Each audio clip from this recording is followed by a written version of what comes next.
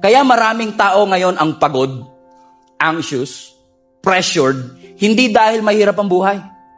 Kaya tayo pagod, kaya tayo pressured, kaya tayo anxious, kasi kumikilos tayo na labas sa design ng Diyos. And usually, pag may mga kilala tayong napapagod, ano ang usual temptation? I need to motivate this person.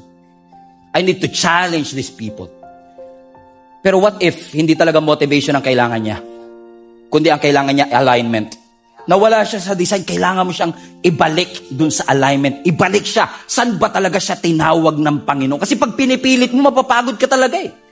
Sino sa inyo nangangarap makalipad? Sarap na, di ba?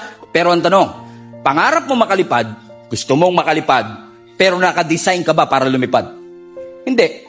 So kapag tinangka mong lumipad, hirap ka. Imposible pa nga eh.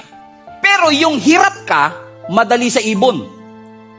Kasi yung ibon, design talaga siya para lumipad. Meron na ba kayong nakitang ibon na nag-enroll sa flight school? Wala. Kumbaga, nung ipinanganak siya, kahit hindi niya pa na-try lumipad, once na pinakawalan siya dahil built-in sa kanya yun. Effortless ang paglipad. Bakit you don't try to become what you already are? Depende sa design ng Diyos. That is why, kapag may design, ibig sabihin may designer.